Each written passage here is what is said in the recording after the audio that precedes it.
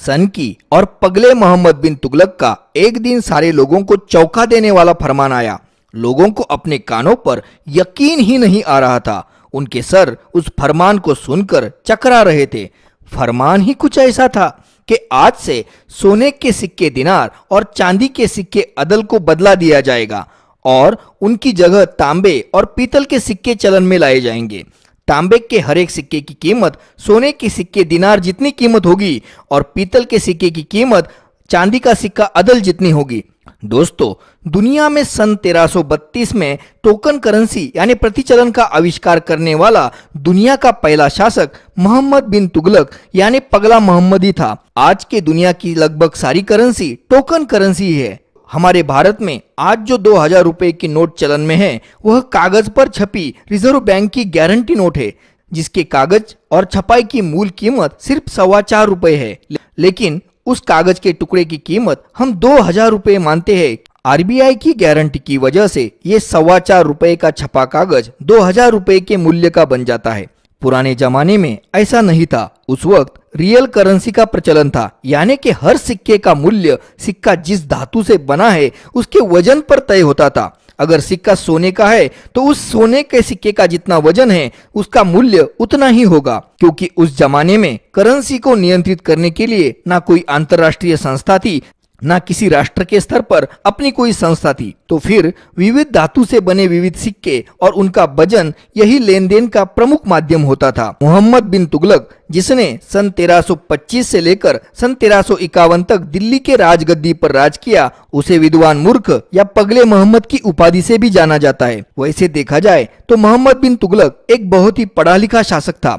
Persian भाषा का विद्वान और वो पर्शियन भाषा का कवि था। संस्कृत भी जानता था, गणित का तज्ञ था, ज्योतिष विद्या भी जानता था, यूनानी चिकित्सा शास्त्र में भी वह माहिर था। मोहम्मद बिन तुगलक फिलॉसफी में भी रुचि रखता था, यहाँ तक कि उसने लॉजिक और ग्रीक मेटाफिजिक्स के भी बारे में काफी सारी जानकारी प्राप्त कर ली थी। मोहम्मद बिन तुगलक के अजीब दिमाग में अपने समय से भी कई आगे की कल्पनाएं आती थी और वह तरह तरह के उल्टे सीधे प्रयोग अपनी जनता पर करता था।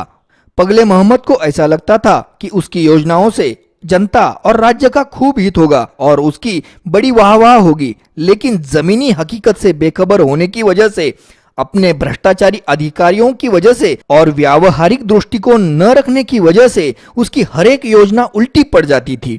जनता का भयंकर नुकसान होता था और मोहम्मद बिन तुगलक की बहुत बदनामी हो जाती थी।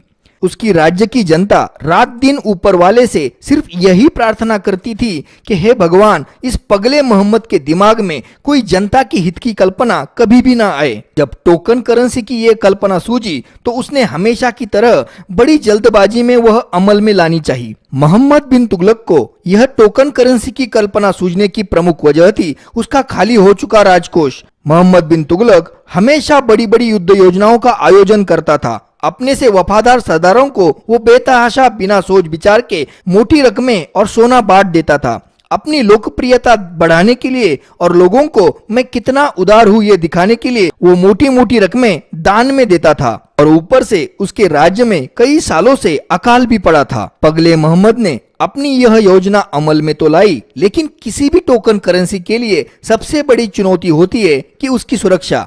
टोकन करेंसी के लिए हमेशा यह डर रहता है कि कोई नकली करेंसी ना बना ले। आज के हमारे चलनी नोटों में वाटरमार्क, माइक्रोलेटर्स, लैटेंट इमेज, सुरक्षा धागा ऐसे कई सारे गुण होते हैं और इन कई सारे गुणों की वजह से ही एक चलनी नोट का नकली नोट तैयार करना बिल्कुल ही मुश्किल काम होता है। लेकिन पगले मोहम्मद के टोकन करेंसी पर सिर्फ उसका मूल्य लिखा था, जैसे कि तांबे के सिक्के पर लिखा था यह सिक्का 1 सोने के दिनार के बराबर के रकम का है, और पीतल के सिक्के पर लिखा हुआ था कि यह सिक्का चांदी के 1 सिक्के अदल जितने बराबर के रकम का है। पगले मोहम्मद ने ना उन सिक्कों पर शाही मुहर छपवाई थी और ना ही उन सिक्कों में कुछ विशेष सुरक्षा इंतजाम किए थे। वो बिल्कुल सामान्य पीतल और तांबे के सिक्कों जैसे ही थे। उनकी नकल करना बिल्कुल आसान था। फिर क्या, लोगों ने सारा काम धाम छोड़कर अपने घरों में ही नकली सिक्के डालने की टकसालें बना ली। लोग अपने घरों में ही सिक्के बनाने लगे।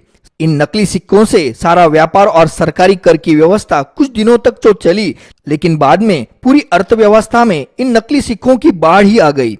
इन सिक्कों का मूल्य तेजी से गिरने लगा। लोगों का इस करेंसी से विश्वास ही उठ गया और सारे सिक्के कौड़ी मोल हो गए। रास्तों के दोनों किनारों पर कई तांबे और पीतल के सिक्के कई दिनों तक वैसे ही पड़े। कोई तांबे और पीतल के सिक्कों की तरफ देख भी नहीं रहा था। पूरी अर्थव्यवस्था ही रुक गई थी। सरकारी खजाना खाली हो गया।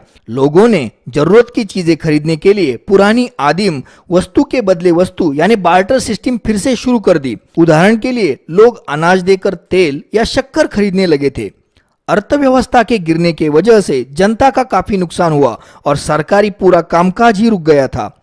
मजबूरन फिर 1-2 साल के अंदर ही पगले मोहम्मद को अपना यह निर्णय वापस लेना पड़ा। उसने सारी टोकन करेंसी वापस बुला ली और उन नकली सिक्कों की जगह चांदी और सोने के सिक्के फिर से चलन में आए। लेकिन इस काम में भी बहुत बड़ा सरकारी भ्रष्टाचार हुआ और अर्थव्यवस्था फिर से डूब गई। इस टोकन करेंसी के झमेले में उसकी अर्थव्यवस्था को बहुत बड़ा शॉक लगा और उससे उबरने के लिए उसकी जनता को अगले कई साल लग गए।